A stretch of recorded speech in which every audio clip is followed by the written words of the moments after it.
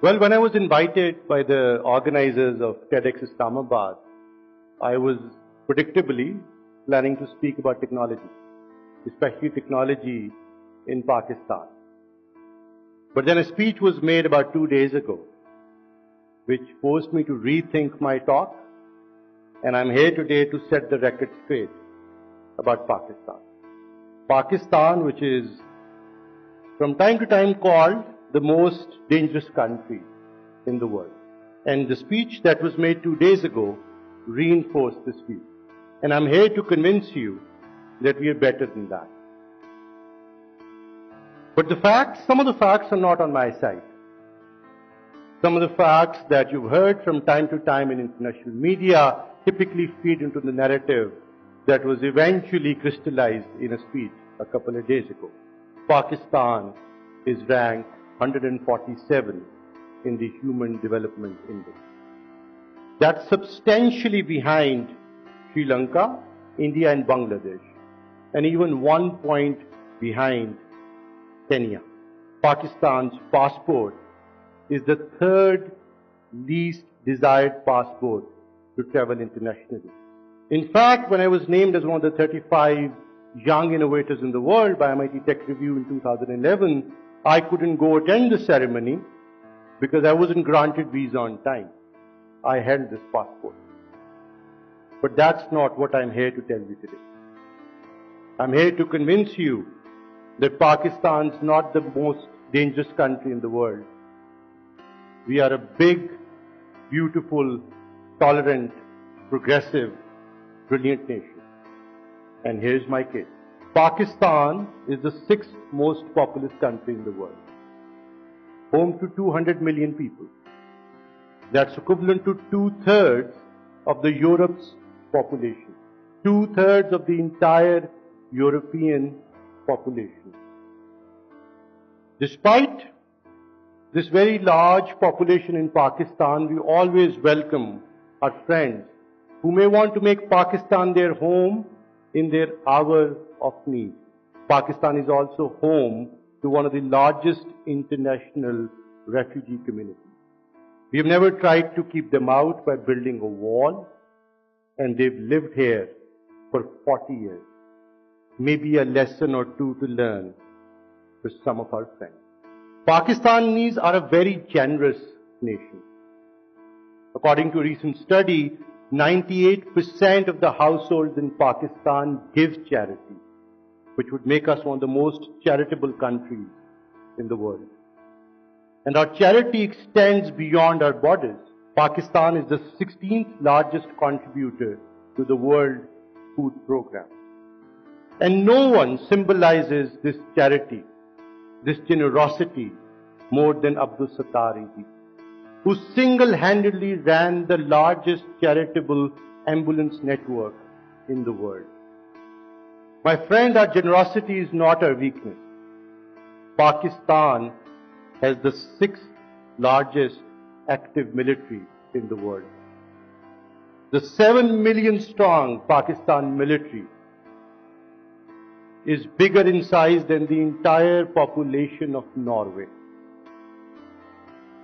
And we put this military might to good use. Pakistan Army is the 3rd largest contributor to the UN peacekeeping missions anywhere in the world.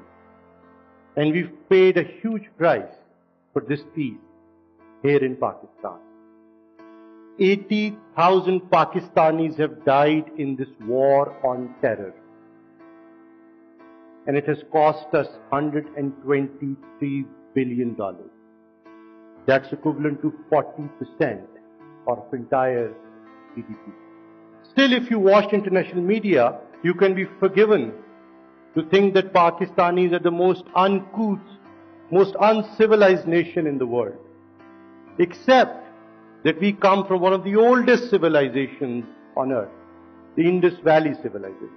That's 3,300 years before Christ. That's around the same time that the Egyptians' pyramids were built. And 5,000 years before America was discovered. Speaking of America, I look forward to a time when Americans elect a female head of state. We elected a female prime minister 30 years ago. Not only that, Pakistan is the first Muslim country to have 3 female generals in the Pakistan army. While most of the world struggles for equal representation of females, you'll be surprised to know that a 50% equal representation of females in Pakistan would be a disservice to the brilliant Pakistani females. 70% of the students in Pakistan's medical colleges are female, compared to only 48% in US. Pakistanis are a diverse nation. We speak 75 different languages by 20 different ethnic communities in this country. You'll be surprised to know that one of those languages happens to be English. In fact, Pakistan is the 3rd largest English-speaking nation in the world, which basically means that there are more Pakistanis able to speak English in Pakistan than all the Englishmen living in the Great Britain. 63% of Pakistan's population is below the age of 25, which among other things forms the single largest cohort of Fulbright scholars anywhere in the world, and the 2nd largest cohort of UK Chevening scholars.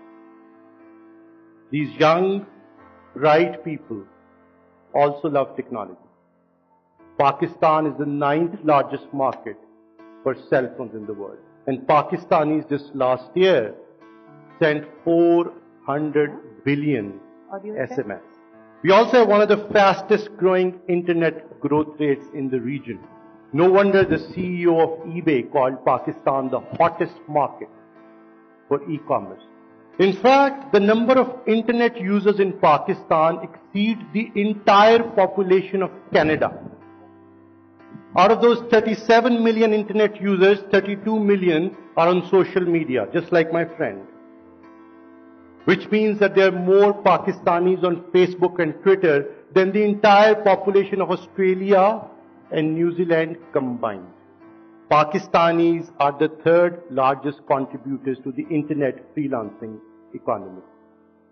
Which means that close to 150,000 freelancers, young people in Pakistan, use their education and skill online to make close to $1 billion for this country. Which means that we rank 3rd in the world, right behind US and Ukraine, and 1 place ahead of India, which is otherwise 7 times the size of our population. Pakistani entrepreneurs are setting the world ablaze with their innovation. A lot of people say that Pakistan's startup ecosystem is all fluff. When will we see the first $1 billion startup out of Pakistan? Well, my friend, I'm happy to report that that has already happened 6 times. These $6 billion companies were not only founded by Pakistanis, but most of their technology was also built by Pakistani engineers. And Pakistani entrepreneurs and Pakistani engineers are not the only people we are proud of. Our sportsmen are also fantastic. Most of you are probably too young to remember the great squash player, Jahangir Khan. But just to jog your memory, Jahangir Khan won 555 international squash matches consecutively. That's 4 times the consecutive wins of Nadal and Federer combined. You may not have heard of Pakistan's soccer team, but Pakistan produces 40% of the world's soccer ball. While you might imagine that Beckham and Ronaldo are somehow magically able to swing their ball, bend their ball with their free kicks, science tells us that these balls will not swing in air unless they were masterfully hand-stitched by the artisans of Sialkot in Pakistan.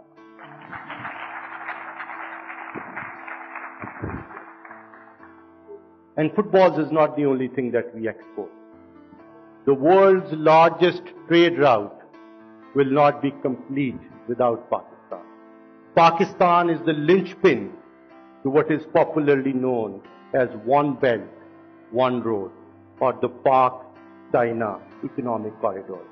CPEC or the OBOR will connect 70 countries and will result in an annual trade volume of $2.5 trillion. And it will be incomplete without us. With Gwadar on one side, which is the world's largest deep sea port, and Silk Route on the other side, which is the highest international paved highway at 15,000 feet altitude.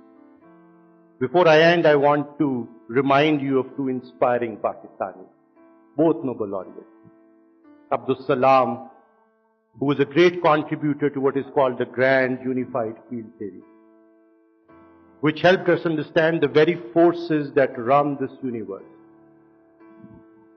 And Malala Yousafzai, the world's youngest Nobel laureate. This 17-year-old young girl has singularly become the global symbol for resilience, female empowerment and education, and has inspired millions in Pakistan and abroad about what Pakistan truly represents. Optimism, hope, and progress. So no, sir, Pakistan is not the most dangerous country in the world. Pakistanis are the bravest nation in the world. I rest my case.